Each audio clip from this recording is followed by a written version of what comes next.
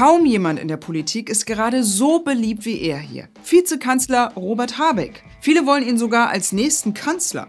Zumindest laut Umfragen. Daran sind sich gefühlt alle einig. Habeck macht vieles irgendwie anders. Tipp-Ex. Wer braucht denn Tipp-Ex heute noch? Er gilt als einer, der die Sachen anpackt und pragmatisch vorgeht. In der aktuellen Gaskrise zum Beispiel tingelt er durch die Welt, um Deutschland so schnell wie möglich mit genug Gas zu versorgen. Dabei fällt er oft durch flapsige Sprüche auf und spricht auch offen über Fehler. Über Habeck sagen deshalb manche, dass er ein neuer Politikertyp ist. Und der kommt offenbar gut an. Und das, obwohl er als Wirtschaftsminister politisch gerade vor mega großen Herausforderungen steht. In so einer Situation kann die gute Stimmung auch schnell kippen. Probleme gibt es jede Menge. Gasengpässe wegen des Kriegs in der Ukraine, explodierende Preise und immer noch hängt Deutschland beim Ausbau der Wind- und Solarenergie hinterher. In der Krise muss er aktuell schnelle Lösungen finden und fordert auch von uns ziemlich unangenehme Dinge. Sparen zum Beispiel. Wir tun unser Möglichstes, tun Sie es auch. Sparen Sie Energie. Aber er muss für seine Politik und für sein Auftreten auch immer wieder Kritik einstecken. Zuletzt gab es richtig Gegenwind. Aus der Opposition, aus der Regierungskoalition und sogar aus der eigenen Partei. Inwiefern ist Habeck wirklich ein ganz anderer Politiker als alle anderen? Und was ist sein Ziel? Was will er eigentlich? In diesem Video erzähle ich euch, wie Robert Habeck zu dem Politiker geworden ist, der er heute ist, was ihn von seinen KollegInnen unterscheidet und warum seine Art, Politik zu machen, auch nach hinten losgehen könnte. Jalla. Es ist vollkommen klar, um Vizekanzler und Bundesminister zu werden, musste Habeck sich erstmal beweisen. Er musste seine Partei und dann mit ihr zusammen die WählerInnen von sich überzeugen. Deshalb schauen wir uns zuerst an, wie hat er das gemacht? Und wie hat seine Karriere überhaupt angefangen? Für diese kurze Geschichtsstunde haben wir mal ganz tief im Archiv gegraben und ein paar fast vergessene Auftritte von Habeck gefunden, die ihr bestimmt noch nicht gesehen habt. Ob man es glaubt oder nicht, unser Vizekanzler und Wirtschaftsminister wollte eigentlich gar kein Politiker werden. Er selbst sagt, er wäre da eher so reingestolpert. Habeck war vor seiner Politiklaufbahn nämlich Schriftsteller und hat mit seiner Frau Andrea Paluch jede Menge Bücher, vor allem für Jugendliche, geschrieben. Mit dem Schreiben wollte er laut eigener Aussage groß rauskommen, aber daraus ist nichts geworden, wie wir heute wissen. Übrigens, er hat trotzdem nicht aufgehört, als er in die Politik ging. 2020 kam sein letzter Jugendroman raus. Dass Habeck heute aber im Hauptjob Vizekanzler ist, daran ist ein Fahrradweg irgendwo in einem Dorf in Nordschleswig-Holstein schuld. Im Interview mit dem Zeit-Podcast Alles gesagt hat Habeck 2018 aus dem Nähkästchen geplaudert und erzählt, dass er sich 2002 für einen sicheren Radweg für seine Kinder einsetzen wollte. Und da habe er sich gedacht, wer regelt das? Die Politik. Also ist er mal bei einem Trüppchen von den Grünen vorbeispaziert, bei denen sei er dann richtig gut angekommen und plötzlich zum Kreisvorsitzenden gewählt worden. Es war ein halbes Jahr vor der Kommunalwahl und ich bin dann mit meinem Radweg losgezogen und das haben die sich alles angehört, aber konnten mir auch nicht so richtig helfen. Sagten aber, was machen wir denn jetzt mit der Kommunalwahl, wir müssen jetzt dringend einen neuen Vorstand wählen. Und als ich sagte, das scheint mir auch so der Fall zu sein, ihr müsst das mal machen, so ein bisschen trostlos hier, haben die gesagt, dann mach du das doch, du hast noch so viel Elan mit deinem Radweg. Dass wohl doch noch etwas mehr als reiner Zufall hinter seinem Weg in die Politik gesteckt hat, hat Habeck in einem Interview mit Jung und Naiv 2016 erzählt. Damals war er noch Umweltminister in Schleswig-Holstein. Mit seinem Schriftstellerdasein sei er mega happy gewesen, aber, sagt Habeck, irgendwas hat ihm gefehlt. Also es war sehr subjektiv, sehr alles. Ich habe so das getan, was ich immer wollte. Und irgendwann merkte ich, dass das dann wohl nicht mehr reicht. Es war vielleicht zu stimmig in sich.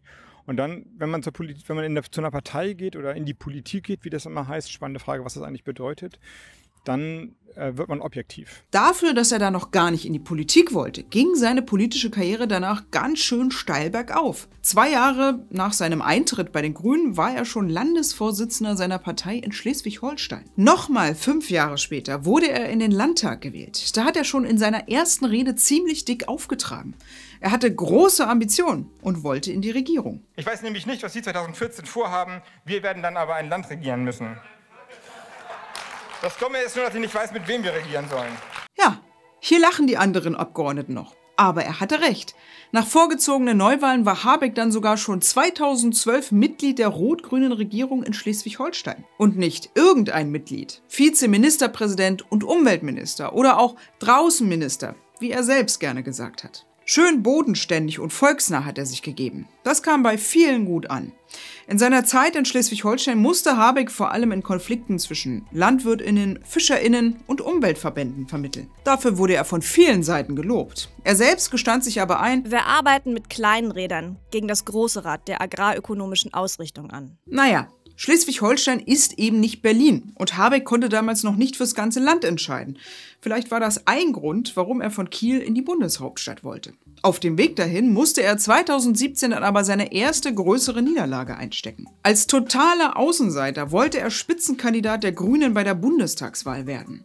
Verlor die parteiinterne Urwahl dann aber knapp gegen den heutigen Bundeslandwirtschaftsminister Cem Özdemir. Nach Berlin ist er dann aber trotzdem gegangen. Nur ein Jahr später wurde er zusammen mit Annalena Baerbock Parteivorsitzender der Grünen. Unter dem Duo Baerbock-Habeck haben sich die Grünen dann zu einer Partei gemausert, der man sogar die Kanzlerschaft zutraut. Kanzler oder Kanzlerin, das kann aber bekanntlich nur einer werden. Oder eine. Am Ende hat sich Baerbock als Spitzenkandidatin durchgesetzt. Im Kanzleramt sitzt nach der Bundestagswahl bekanntlich ein anderer. Viele fragen sich seitdem, wäre Habeck der bessere Spitzenkandidat für die Grünen gewesen? Hätten die Grünen mit ihm vielleicht sogar die Wahl gewonnen? Das ist natürlich alles Kaffeesatzleserei. Fakt ist, heute sitzen Baerbock und Habeck in der Regierung. Und zwar in ziemlich großen und einflussreichen Ministerien. Habeck ist sogar Vizekanzler. Windjacke und Wanderrucksack hat der ehemalige Draußenminister jetzt gegen Krawatte und Aktentasche eingetauscht. Aber im Gegensatz zu Leuten wie Olaf Scholz ist Habeck fast noch Anfänger. Regierungserfahrung hat er nur in Schleswig-Holstein. Das ist eine ganz andere Nummer als das, was aktuell ansteht. Vor allem, weil er gerade mehrere globale Krisen gleichzeitig bewältigen muss. Aber sowas hat er selber nach der Wahl auch schon befürchtet. Also man fragt sich ja manchmal, wie kannst du nur so doof sein, regieren zu wollen? Ich meine, das ist ja nun wirklich eine fürchterliche Lage. Corona und die Aufgaben selbst, auch jetzt hier von meinen, das Ministerium sind so riesengroß und es wird so viel Ärger geben. Und ich werde meine Familie so wenig sehen und ich werde so ins Fadenkreuz geraten, dass man wirklich denkt, warum machst du das eigentlich? Aber er macht's. Und bislang erfolgreich, wenn man sich seine Beliebtheitswerte so anschaut. Er liegt immer wieder vor allen anderen. Wie macht er das? Wir haben uns deswegen seine bisherige Erfolgsstrategie genauer angeschaut und uns auf 2 Skills fokussiert, die Habeck von anderen PolitikerInnen unterscheiden. Nummer 1. Habeck gilt als Macher. Woran kann man das erkennen? Und wieso muss er sich dafür harte Vorwürfe anhören? Ein Macher sein, das bedeutet in der Politik oft pragmatisch vorzugehen und hier und da auch Kompromisse zu machen. In seiner Partei gehört Habeck zu der Gruppe der Realos. Leuten, die Realpolitik machen, ist es am allerwichtigsten, ihre politischen Ziele zu erreichen und schnelle Entscheidungen zu treffen. Dafür nehmen sie auch mal in Kauf, von starren Idealen abzuweichen. Ein Realo ist Habeck nicht erst heute. Als Umweltminister von Schleswig-Holstein hat er 2015 zum Beispiel den sogenannten Muschelfrieden verhandelt. Da hat Habeck einen Kompromiss für naturverträgliches Muschelfischen ausgehandelt, um den sich NaturschützerInnen und FischerInnen seit Jahrzehnten gestritten hatten. Auch Habecks Entscheidungen in der Energiekrise sind gute Beispiele für seine Realpolitik. Die macht ihm als grüner Wirtschaftsminister nämlich ganz schön zu schaffen. Klar, seine Aufgabe ist es, die Energieversorgung in Deutschland zu sichern. Dass die Kompromisse dabei manchmal auch ziemlich wehtun können, gibt er offen zu. Das sind schon schmerzhafte Entscheidungen, da will ich nicht um den heißen Brei herumreden. Ich wollte Kohlekraft reduzieren und jetzt muss ich Kraftwerke, die schon aus dem Betrieb waren, wieder reinbringen, weil wir einfach in einer Gasnotlage sind. Kohlekraft, aus der wollen die Grünen ja lieber heute als morgen aussteigen. Als Wirtschaftsminister muss sich Habeck deshalb vorwerfen lassen, seine Ideale und die seiner Partei über Bord zu werfen, obwohl sie die ja immer und immer wieder betonen. Eine deutliche Beschleunigung der erneuerbaren Energien, den Abbau von umweltschädlichen Subventionen, den Kohleausstieg vorziehen, emissionsfreie Autos nur noch zulassen ab 2030 und vor allen Dingen ein Klimapakt zum Umbau unserer Industrie. Um Deutschland unabhängig vom russischen Gas zu machen, ist Habeck im März 2022 sogar nach Katar geflogen. Der Plan war, Katar als neuen Gaslieferanten für Deutschland klarzumachen. Dort angekommen hat er stolz verkündet: Darüber habe ich Gespräche geführt, inzwischen mit dem Emir und mit dem Energieminister. Und die gute Nachricht ist, dass das bereitgestellt werden wird. Jetzt müssen die Unternehmen diese Verträge dafür schließen. Ein Gasdeal mit einem Staat, der Menschenrechte massiv missachtet. Klingt jetzt auch nicht gerade nach grünen Idealen. Für seine Reise nach Katar wurde Habeck deshalb heftig kritisiert. In der Talkshow Markus Lanz hat er dann zum Gegenschlag ausgeholt. Womit fahren eigentlich unsere Autos? Kann es sein, dass da Öl aus Saudi-Arabien drin ist? Und hat sich da einer mal Gedanken drüber gemacht? Und wo ist eigentlich die Markus-Lanz-Sendung gewesen, wie verlogen wir sind, dass wir uns über Putin aufregen, aber mit saudischem Öl durch die Gegend gondeln? Der Glaube, dass wir in Deutschland immer alles richtig machen, nur wenn wir in Ausnahmesituationen nach Katar reisen und Gas kaufen, dann machen wir das Geschäft mit dem Teufel. Die ganze Aufregung könnte umsonst gewesen sein. Bislang sind noch keine Verträge zustande gekommen. Als kompromissbereiter Macher gilt Habeck aber auch innerhalb der Ampel. Dort macht er sich laut eigener Aussage für eine gute Zusammenarbeit stark. Das hat er schon bei seiner ersten Rede als Wirtschaftsminister angekündigt. Übrigens, seine erste Rede im Bundestag überhaupt. In den ist er nämlich erst 2021 eingezogen. Mir ist vollends klar, dass das nicht eine Partei, eine Regierung machen kann. Wir werden auch im Zusammenspiel der verschiedenen staatlichen Gewaltenträger, der Parlamente, der Länder, der Bundesregierung, der Ressorts untereinander zu einem neuen Verständnis kommen müssen, dass wir kooperativ arbeiten und nicht in Konkurrenz uns das Schwarze unter den Nägeln nicht gönnen. Habeck gibt sich also als echter Teamplayer und ist oft pragmatisch unterwegs. Manchmal hat er aber auch eine ziemlich klare Meinung und weicht davon dann auch nicht ab.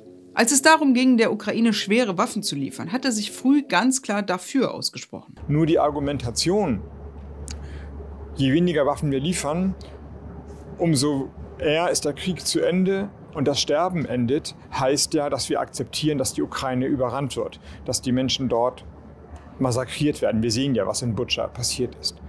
Vor dieser Situation, vor diesem Hintergrund, finde ich, ist die richtige Entscheidung, sich für die Lieferung von schweren Waffen zu bekennen, wissend, dass es Schuld auf einen legt. Aber das Besondere an Habeck scheint nicht nur sein Image als Pragmatiker mit Haltung zu sein. Eine andere Fähigkeit, für die Habeck bekannt ist, ist die Art, über seine Gedanken und Entscheidungen zu reden.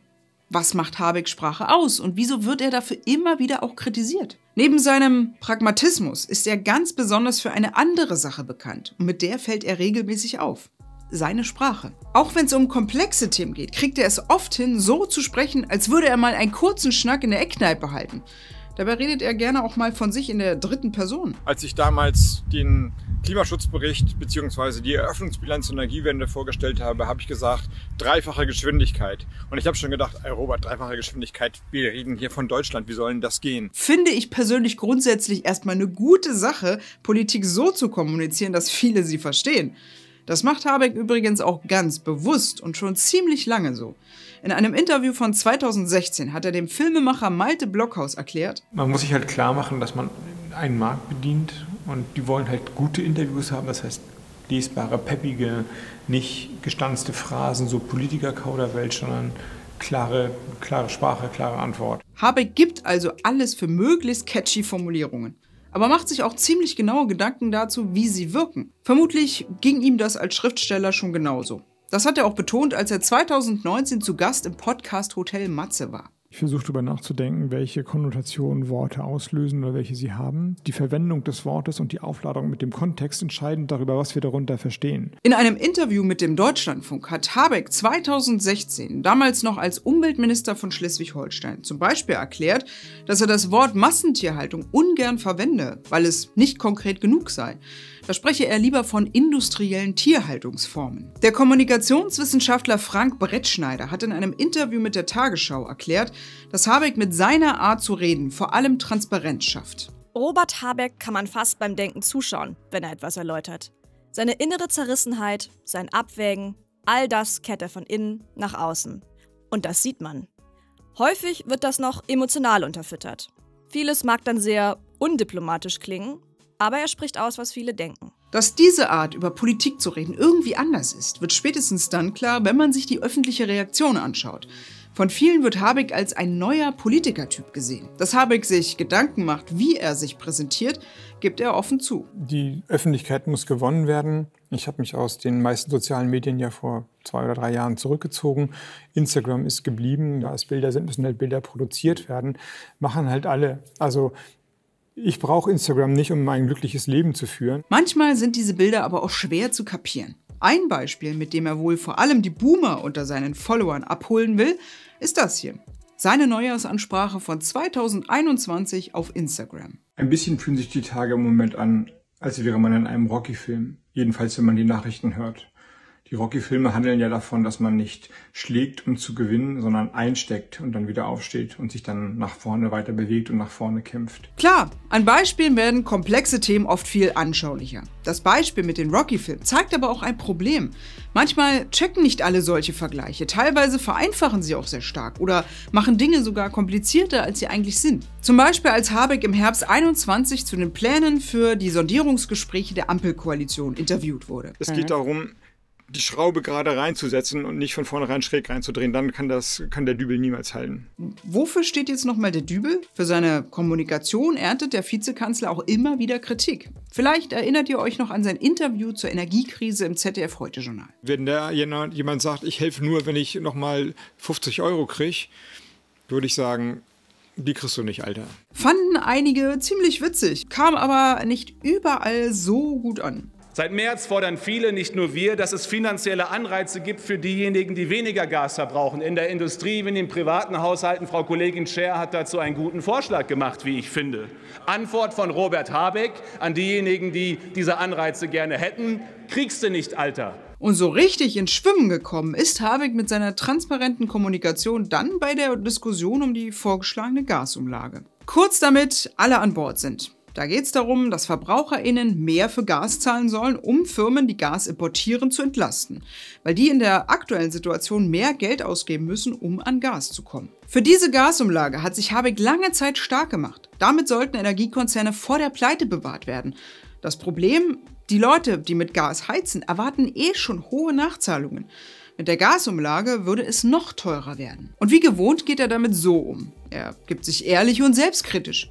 Laut Medienberichten soll Habeck vor ein paar Wochen zugegeben haben, dass er lange nicht geblickt hätte, wie der Gasmarkt eigentlich funktioniert. Weil wir aber nicht wussten, das muss man ehrlicherweise sagen, und niemand wusste das, wie dieser Gasmarkt verflochten ist durch diese im Prinzip richtige Entscheidung ein Problem entstanden. Naja, Fehler und Unwissenheit zugeben wirkt auf mich erstmal ziemlich transparent und aufrichtig. Ich kann mir aber auch gut vorstellen, dass es manche BürgerInnen verunsichert, wenn ein Wirtschaftsminister sagt: ja, also so ganz genau wussten wir nicht, wie das alles so läuft. Zu dem Statement gab es dann auch ordentlich Kritik. Zum Beispiel von CDU-Chef Friedrich Merz. Mit Verlaub, wenn der Bundeswirtschaftsminister sagt, das sei ihm von seinen Juristen so gesagt worden und im Übrigen hätte er nicht gewusst, wer da alle betroffen sein könnte, dann muss ich sagen, dann hat er sein Haus nicht im Griff, dann hat er sich nicht genügend vorbereitet, dann ist das handwerklich miserabelste Arbeit dieser Bundesregierung. Aber auch aus den eigenen Reihen gab es richtig Gegenwind. In einem Interview mit dem Spiegel hat die Bundessprecherin der Grünen Jugend, Sarah-Lie Heinrich, klargemacht: Die Gasumlage war von Anfang an der falsche Weg. Und auch der SPD-Parteichef Lars Klingbeil mahnte in einem Interview mit Zeit Online: Zweifelsohne hat Robert Habeck einen interessanten Kommunikationsstil. Und natürlich merken wir, dass das in der Öffentlichkeit gut ankommt. Aber am Ende zählen in der Politik nicht nur schöne Worte. Habeck verspricht also, Probleme anzupacken, ein richtiger Macher zu sein. Er erklärt seine Gedanken und warum er sich für oder gegen etwas entscheidet. Damit fällt er auf, und das oft positiv. In letzter Zeit werden die kritischen Stimmen aber lauter. Denn sie fordern, dass eine nahbare Kommunikation nicht reicht. Denn sie können die hochkomplexen Fragen der Energiepolitik und der Versorgungssicherheit unseres Landes in einer solchen existenziellen Krise doch nicht allen Ernstes einem Bundeswirtschaftsminister überlassen, der zwar, wie wir immer wieder sehen, gefällig formulieren kann, dem wir immer wieder beim Denken zuschauen dürfen, der aber umgeben ist, ganz offensichtlich in seiner Partei und in seinem Apparat von einer Gruppe aus Lobbyisten der Umweltpolitik, die alles zur Strecke bringen, was auch nur einigermaßen Aussicht auf Erfolg hat, diese Krise in den Griff zu bekommen. Klar scheint zu sein, Habeck macht vieles anders. Aber ich frage mich, wieso überlegt er sich eigentlich so genau, wie er Politik machen will? Wofür tritt Habeck eigentlich an und was ist seine Vision? Eine gute Zeit, um über große Visionen zu sprechen und was man als PolitikerInnen für Deutschland plant, ist der Wahlkampf. Vor der Bundestagswahl hat Habeck seine zentralen Ziele so formuliert: Gerechtigkeit oder Fortschritt. Dabei ist auch hier die Frage nicht entweder oder, sondern wie entwickeln wir die Arbeitsplätze der Zukunft? Welchen Fortschritt halten wir in unserem Land, um dann die Gewinne gerecht zu verteilen? Wirtschaftliche Prosperität und Klimaschutz bedingen sich. Sie sind nicht ein Widerspruch. Sie sind die Chance für neues Wachstum und einen klimaneutralen Wohlstand in Deutschland. Höhere Mindestlöhne, Austrocknung des Niedriglohnsektors, faire Bezahlung für Pflegekräfte, Erzieherinnen und Polizisten, Überwindung von Hartz IV und vor allem Bekämpfung von Steuerbetrug und Steuerdumping. Klimapolitik und mehr soziale Gerechtigkeit stehen also ganz oben auf seiner To-Do-Liste. Er gehört ja, wie gesagt, zu den Realos bei den Grünen und hat als solcher immer betont, dass er die Grüne Partei für eine breite Wählerschaft attraktiv machen will. Aber bisher wollte er es nicht um jeden Preis selber machen. Er sagt, ihm geht es vor allem darum, politisch richtig was zu bewegen. Dass die Grünen ein gutes Wahlergebnis haben. Es geht doch überhaupt nicht um die Grünen, ehrlicherweise, bei diesem Wahlergebnis. Dafür spricht, dass er sich in der Vergangenheit tatsächlich oft als Teamplayer gezeigt und scheinbar auf eigene Karriereschritte verzichtet hat. Dass Baerbock die Kanzlerkandidatin geworden ist, war in Habecks Karriere schon das zweite Mal, dass ihm nur Platz 2 geblieben ist. Bei der Landtagswahl 2017 in Schleswig-Holstein hat sich seine Kollegin Monika Heinold als grüne Spitzenkandidatin durchgesetzt. Nicht er. Am Wahlabend scheint er es sportlich genommen zu haben. Alle mal rumkommen hier. Chaka. Hier, Halbkreis. Und dann Ruhe für die Spitzenkandidaten. Wir haben das super gut hinbekommen, alle zusammen mit einer Spitzenkandidatin und mit einem Robert gemeinsam. Trotzdem hat er es jetzt ins Amt des Vizekanzlers geschafft. Aber war es das schon? Wenn er die Partei und sein Image in den nächsten Jahren weiter pusht, könnte er vielleicht irgendwann den Vize streichen und wir hätten Kanzler Habeck? Im Juli saß er dafür schon mal Probe. Olaf Scholz war nämlich im Urlaub und deswegen war Habeck dran und durfte als Vize die Kabinettssitzung leiten. Dass er tatsächlich gerne Spitzenkandidat und auch Kanzler geworden wäre, hat er nie verheimlicht. Baerbocks Kandidatur war für ihn laut eigener Aussage bittersüß. Er hatte von Anfang an große Ambitionen. Kaum in den Landtag gewählt, spricht er von der Landesregierung. Kaum hat er das erreicht, wollte er von Kiel nach Berlin.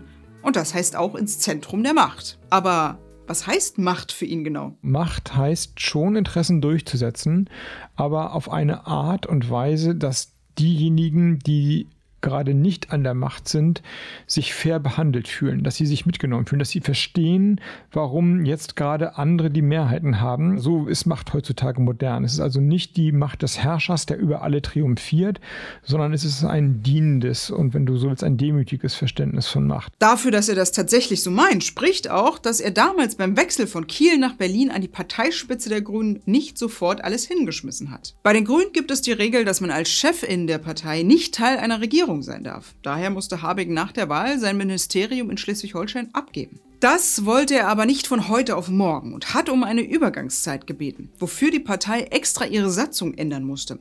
Darüber haben die Grünen hitzig diskutiert, aber letztlich den Weg für Habeck freigemacht. Das kann man so deuten, dass er Macht nicht um jeden Preis will und wenn, dann erst nach einer vernünftigen Übergabe seiner alten Aufgaben. Am Ende hat er dann 7 von 8 möglichen Monaten Übergangszeit genutzt, bis er sein Ministerium geräumt und sich ganz dem Parteivorsitz gewidmet hat. Aber wenn es ihm persönlich gar nicht so sehr darum geht, mächtig zu sein, was würde er dann konkret mit dieser Macht anstellen? Das kann er in seinem aktuellen Amt zeigen, vor allem damit, dass er sich um extrem drängende Probleme kümmert. In den nächsten Monaten wird sich wohl zeigen, ob Habeck seinen Politikstil eventuell nochmal anpassen muss.